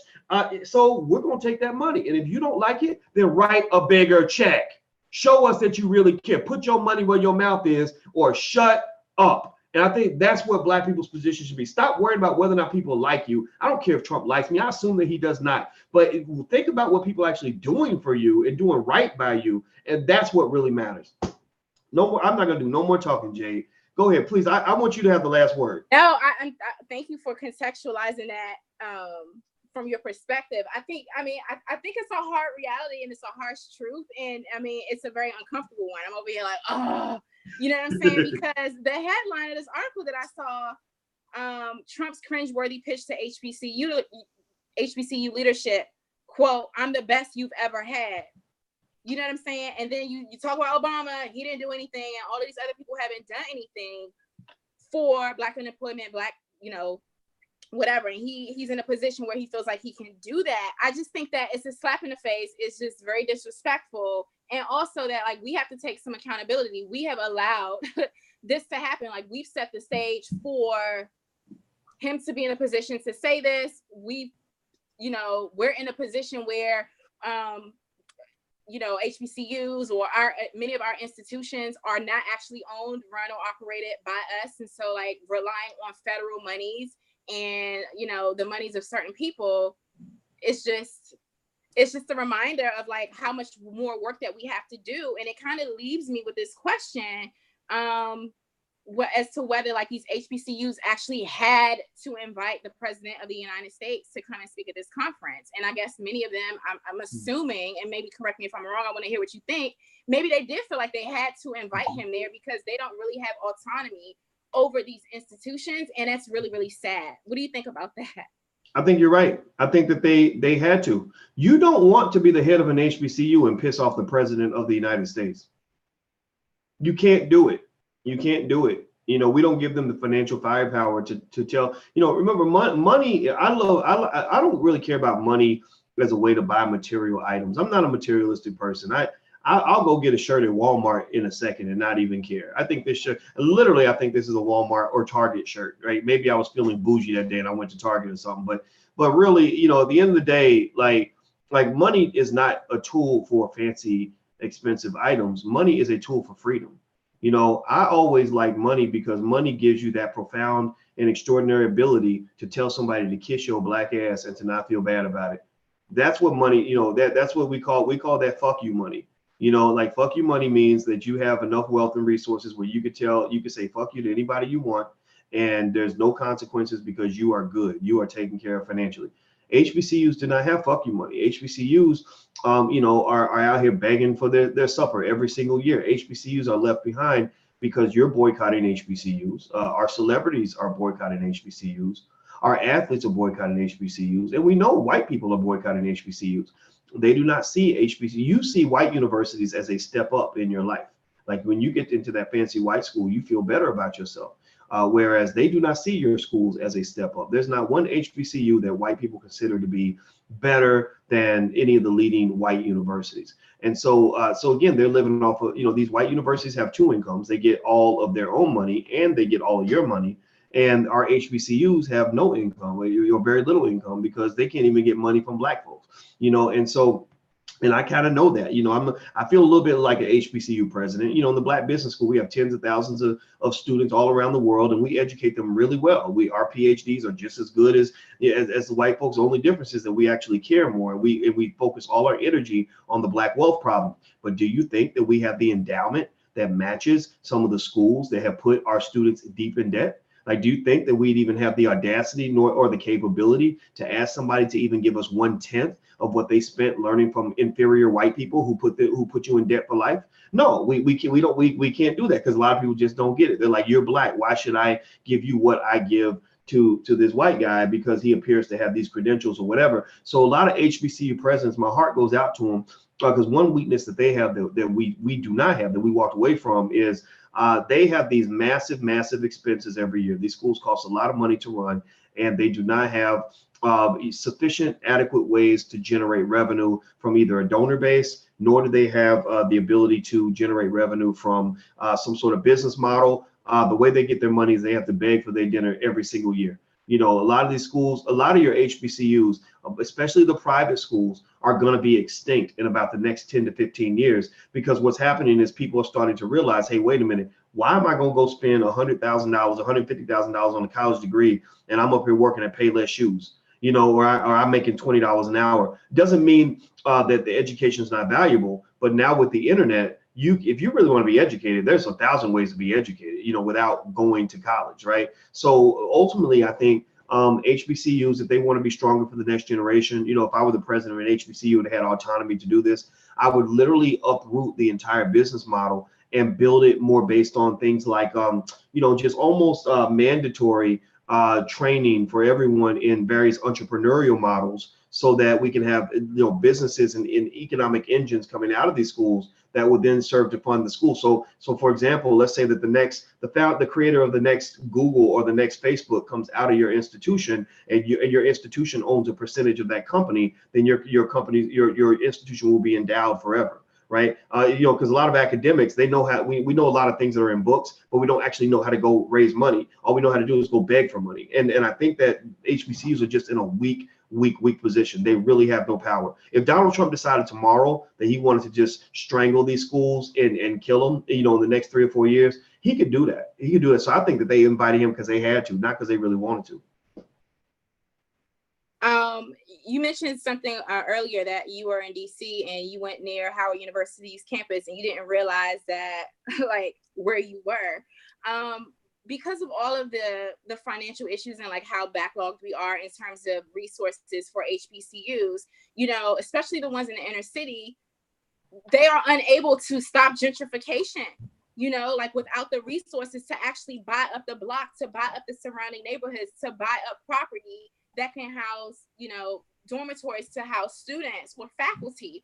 Howard, for example, and I love Howard University, like they've lost certain dorms that have been there since like the 50s or the 60s are no longer. They're now condo buildings. You know, they had white people walking their dogs, gentrifiers walking their dogs on their campus. Of course, that's something that pissed me off. I was like, oh, let me go see what this is about. They were literally out there right before I was recording, walking their dogs and letting their dogs mess on campus and just leaving it on the yard. You know what I'm saying? And it took some organizing with the students, and then the president eventually wrote a statement about it. But I say all of that to say is that nobody will be coming onto your campus and walking your dog if they couldn't have access to get so close to your campus.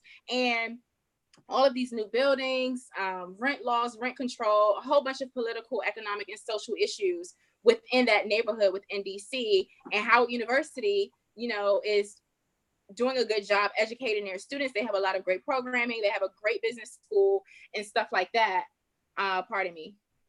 Great business school and stuff like that. But they're unable to stop gentrification and the displacement of Black students, and like the Black students and alum who can no longer afford to even live anywhere near campus. And so we're talking, and then you said that you project that a lot of these private HBCUs will be extinct within 10 to 15 years. That's really, really scary. I mean, like the properties around historically Black colleges and institutions within inner cities especially are already being lost. And I'm seeing how quickly that's going. And it's scary to think that you might be actually right. Mm-hmm. Yeah, I'm looking for the article that I found. That here we go. In Forbes, it's right here. It basically asks, will half of all colleges really close in the next decade? And basically what they're really saying is that the student loan debt crisis is so bad that a lot of people are just like, wait a minute, why am I spending $50,000-$60,000 a year to get this degree? Because it's turned out to not be a good investment, because the social contract that corporations had with society has been violated. You know, it started getting violated in the 70s and 80s.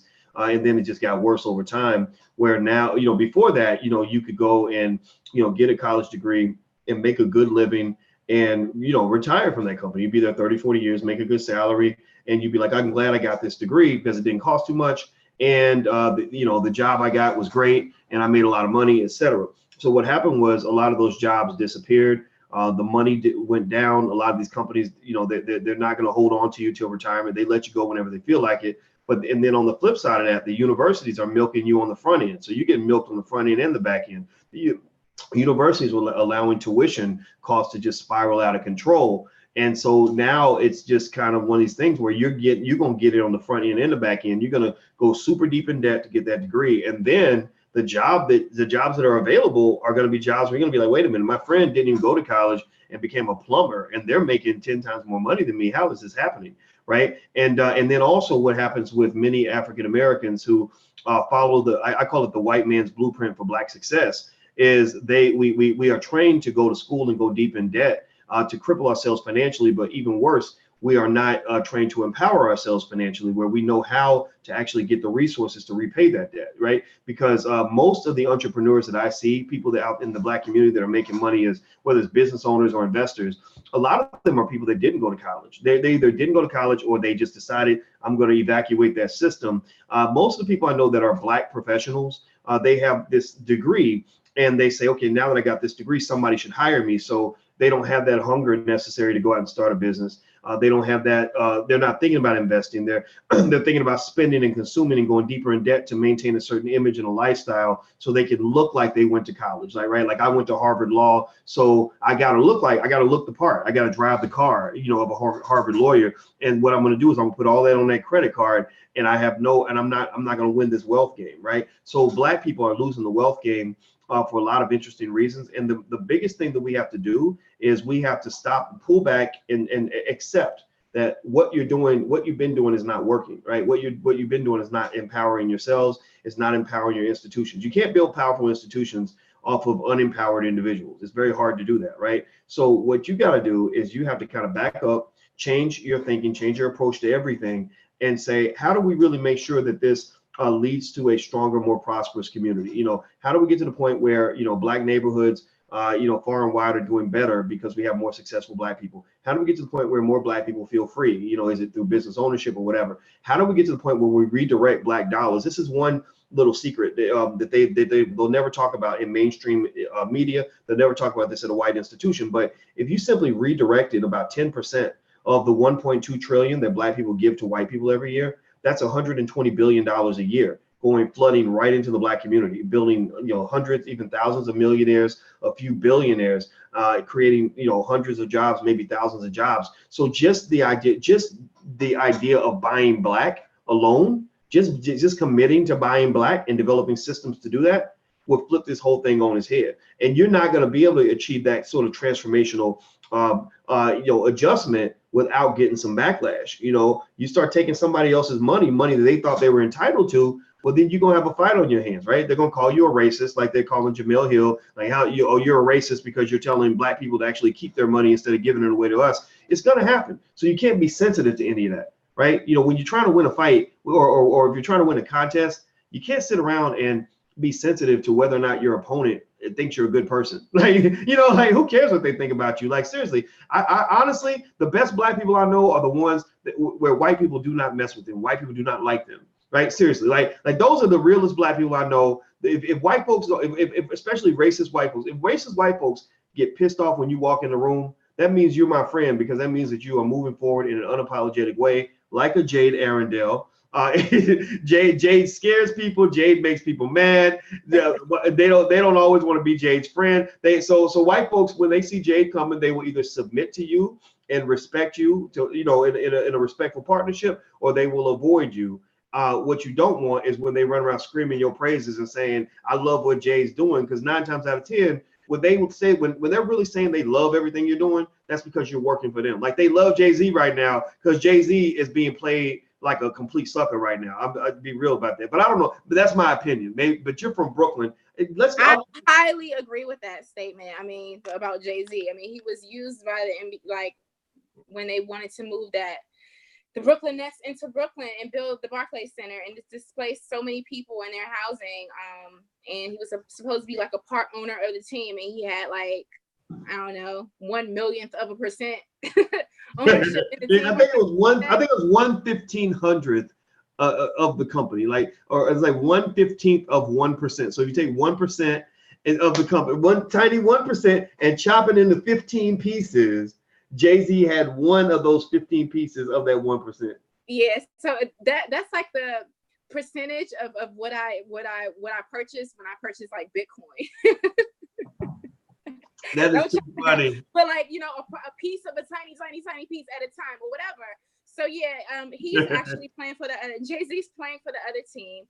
At this point, he does not, he's not making me proud, or he doesn't represent or speak for me.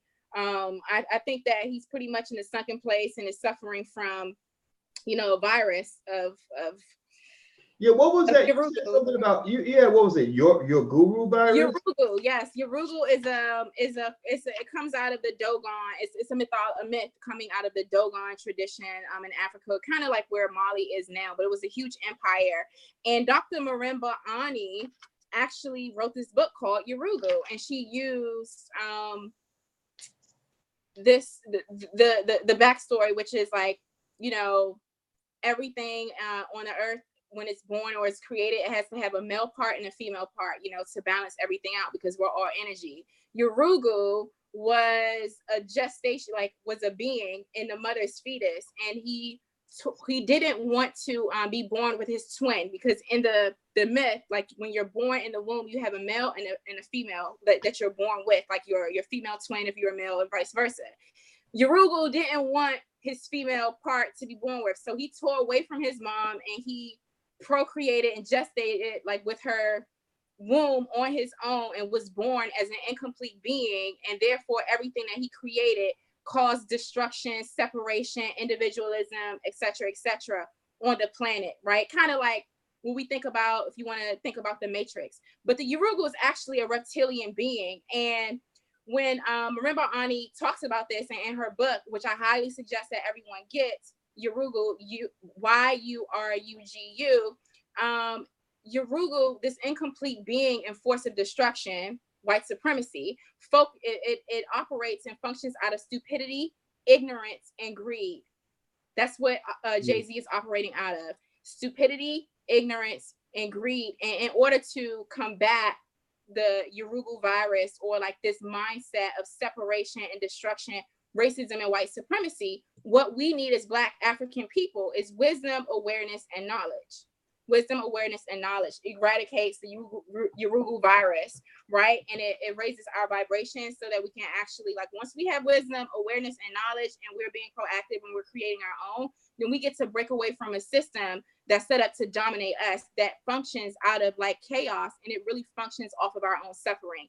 And so that's the long and the short of it. If you want to go back and see my commentary on JayZ and like what he's doing and how he's supporting organizations that are perpetuating anti-Black racism, you know, that the Crushers, some Chicago-based organizations, some white chick is cutting off the locks of Black youth, Black male youth, which is absolutely disgusting. And JayZ since then is talking about how mass incarceration is caused by, what did he say, like the absence of Black fathers? Yeah, I think he was saying police shootings. Sorry. Yeah. I felt like issues with authority. So I mean, it just seems like JayZ is like really, really deep in the second place. He's been bought and paid for. I heard some commentary that I thought was really, really interesting by Jason Black, who was saying that if JayZ is a billionaire, he could be, but he could, you know, have a lot of financial entanglements, or someone could be like dangling something over his head, maybe, or, you know, he may be forced, or like he's definitely like beholden to someone. He could have a lot of money, in other words, but he's not really free. He's really not independent. And oftentimes we confuse like liberation and empowerment with how much money someone has, and if they're throwing money at this cost, money or that cost, or whatever. But if they have to answer to someone else, or someone else is picking out their talking points and telling them what to do and which business moves to make, and they are more committed and accountable to people outside of the Black community, then you're really, really not a free person. So I'm gonna keep looking at JayZ and his antics, but at this point, I'm pretty much over it. I'm not gonna say he's canceled, because I don't like the concept of a cancel culture, like so-and-so's canceled, like you're dead to me. Like, I love Black people. I love all of us. I think that we need to find ways to work together. But at this point, like, he's not making me proud. But I also don't think it's appropriate to just throw away a person because like they're making excuses. I don't have to work with them. I don't have to support him. You know what I'm saying? But you know, like the whole cancel culture term has been used as a weapon to cause more division and disunity within our group. But yeah, that's my quick take on JayZ. I forgot how we got on that. But... No, it's okay. I mean, I hear everything you're saying, and I think you're right about that part about people think that being wealthy liberates you, but if you're not careful, it can enslave you. You know, if you take money from the wrong sources and you forget that all money ain't good money, then you can end up in some bad situations. You know, I mean, it's basic, right? We all know this, right? That's why most of y'all didn't choose to become drug dealers, right? You could probably make a lot more money by being drug dealers or hookers, right? But you didn't do that because you felt like that was bad money, right? And so I think JayZ, maybe he hasn't crossed that line, but I think also his analysis, him analyzing, you know, like why police shootings happen and then connecting that to single motherhood. That's such a delicate analysis that I'm just like, why is he doing that? Why is he the guy that they're asking? When did he become an authority on these sociological issues? He's not an authority. He's a rapper. You know, if you want to know how to make a dope beat, you know, then JayZ's your guy. If you want to know how to put together, you know, nice lyrics, JayZ's your guy. Maybe if you don't want to know how to make business moves in hip hop and sports, JayZ's your guy. But, you know, don't have him out here doing so-called expert commentary on things that he doesn't really truly understand from a fundamental level, because you know, there's nothing wrong with discussing the single parenthood crisis or the missing father crisis. You know, like I don't know, even a Farrakhan, or I know a lot of sociologists who can break it down, but they're also going to talk about mass incarceration and epidemic and government policies that led to you know, the fathers not being in the home the way they could or should be. And also remember that when he's talking about police shootings in the context of the missing father and everything else, remember why did JayZ say that he was there? Why did he take that role to undercut whatever Kaepernick was doing, which I still don't understand exactly what Kaepernick was doing, but because he sounded to me like, it looked to me like he was just sitting there waiting to get paid. But I'm not going to hate on that. But still, you know, when he stepped in, when he sort of broke the picket line, so to speak, and went and worked with the NFL, you know, okay, so your goal is to do something that's going to make the world better. Now we're waiting. You know, either shit or get off the pot. Like, okay, you took over the steering wheel in this thing. Are you going to drive in the right direction? People were waiting. So, and what happened was when JayZ finally said, okay, we finally have something, it was less than stellar. It was like, oh, we're opening a clothing line. Don't nobody want a damn clothing line. Shut up, man. Like, seriously, are you kidding me? Is that all? That's the best you got? You better go back to the drawing board with that. It's so insulting, though. It's just insulting. That's yeah. And then it was like, what was it? Then he's giving money to these organizations, and you know, my man Black died. I don't know if y'all ever watch his commentary. He's an interesting guy. Alicia loves his podcast, and but he's a smart dude, and he was mentioned. I think he's from Brooklyn too, if I'm not mistaken. And he mentioned he said he named the two organizations that JayZ was giving money to, and he said those both sound like white organizations. So you're supposedly solving a black problem by partnering with white people to give money to more white people. Man, sit your ass down. We need to put all the way down. Like, we need to put you in school and teach you what it really means to really empower the black community, because what you're basically doing is you're keeping black people powerless and in poverty. When white people get together and give money to other white people to supposedly save the black community, they're not saving the black community. They are pimping your poverty. Like, go watch the documentary. It's on Netflix or on YouTube. Sorry, it's called Poverty Inc. Poverty Inc. shows how the first world countries are basically keeping third world countries in poverty by collecting all this money, you know, using their images. They're marketing these images of poor kids in Africa and other third world countries, and they're raising billions of dollars with these images. And then when they get this money, they don't put that money in the community. They don't empower the community by finding, you know, business owners or activists in the community and giving the money to them. That's how you empower the community. What they do is they go find other white people, other rich white people, and they say, the people in Ethiopia need shoes. We're going to pay you, we're going to overpay you to make shoes that we can give away to the children in Ethiopia. So all the capital is going to from one white person to another, and then they make a bunch of shoes and they dump them onto the people in Ethiopia.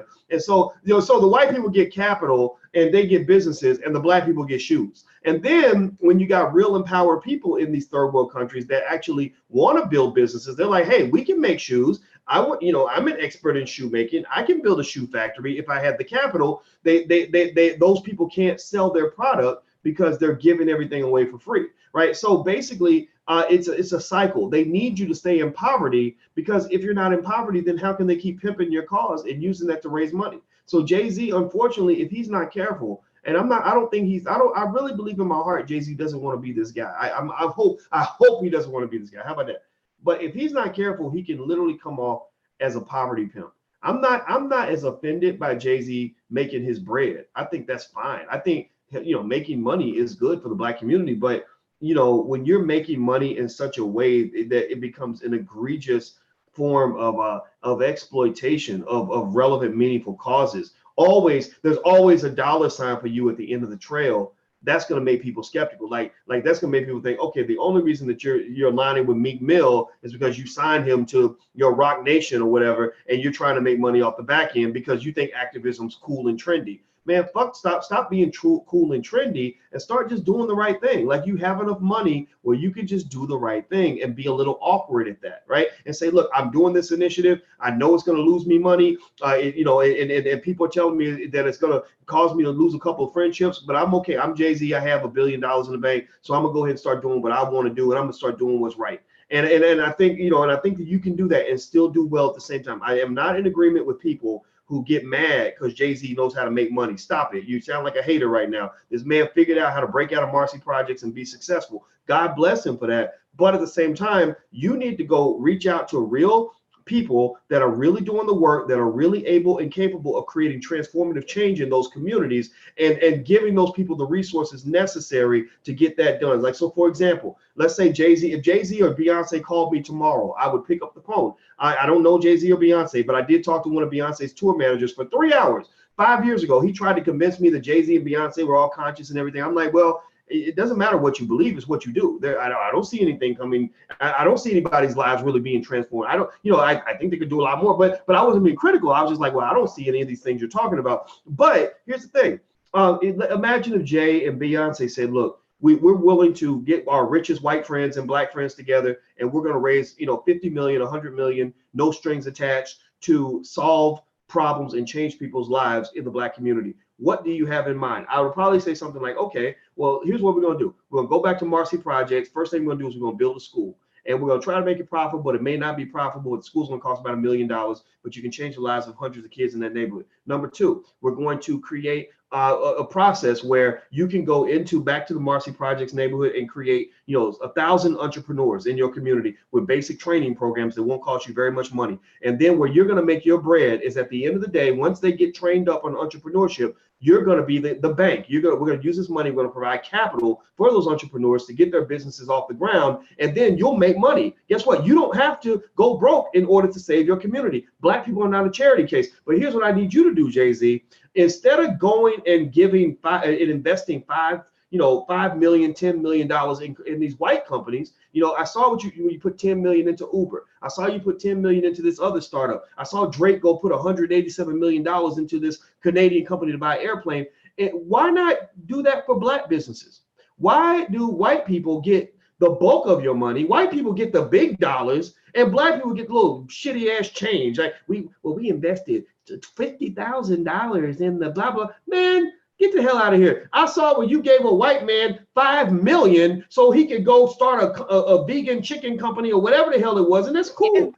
But Black people know how to start those businesses too. And why isn't that money going into Black neighborhoods, into Black businesses that are hiring Black people and have Black owners? Like, why is it that whenever I see a rich Black celebrity, they surrounded by so many damn white people that they look like the fucking Brady Bunch? Like, what is wrong with being around your people? And literally, the closest thing I see as far as celebrities go, and I'm gonna shut up, Jay, because you got me going now, is LeBron James. I think we should give like a round of applause for LeBron, because that brother, I'm gonna tell you. In fact, I'm gonna cheer him out. Here we go.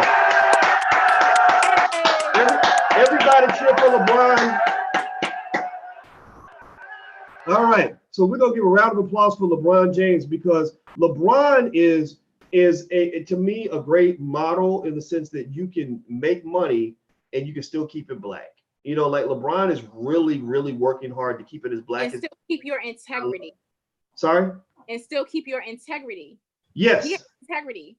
Yes. I think LeBron is LeBron just makes me proud. Y'all can just tell me, y'all can tell me anything about that man. Y'all can tell me he went out and he murdered 14 innocent puppies, and I would still be like, that's still my guy. I'm gonna back him. Somebody must have put something in his drink. Like seriously, like I'm just not ever going to bail on him even if they, because they always gonna find a scandal on a black man. They always looking for something, right?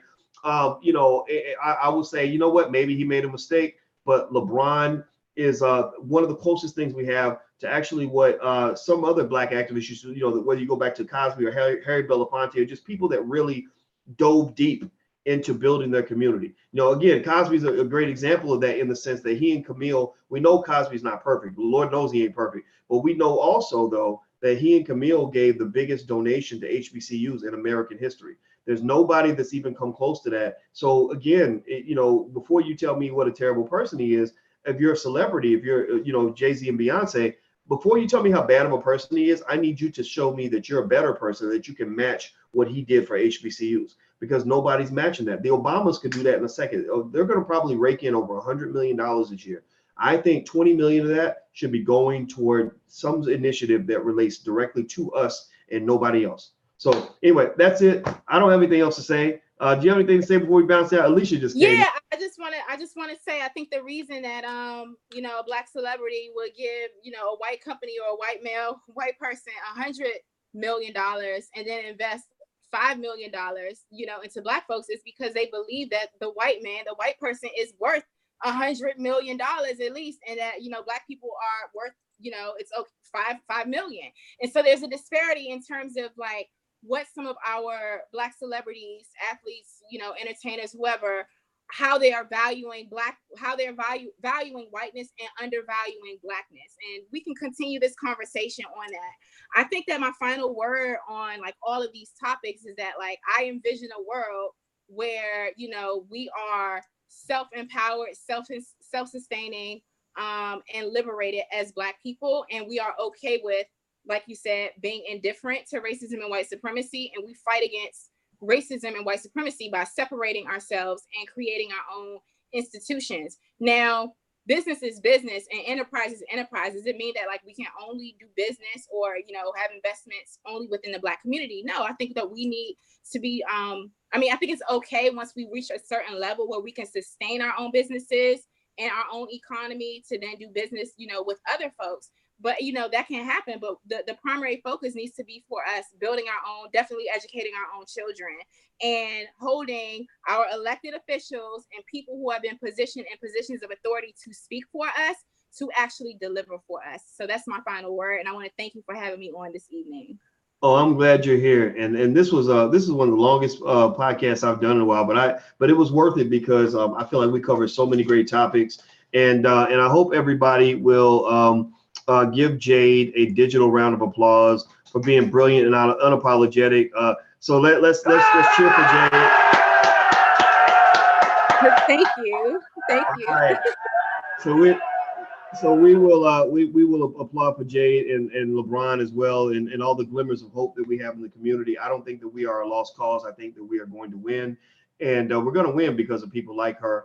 And I think that we just got a bright future as a community. We just have to be focused on making that the future that we have, as opposed to these alternative realities that other people want to create with us. So just a reminder, hit the thumbs up button, share, and subscribe button before you go. Also, please know Jade is going to join us at the All Black National Convention, along with lots of other great people. Willie D from the Ghetto Boys, Danielle Pierce from Fly Nubian Queen, Vicky Dillard from Fly Nubian Queen. Also, Dr. George C. Frazier, who is the networking guru of the earth, one of the baddest OGs on the block ever.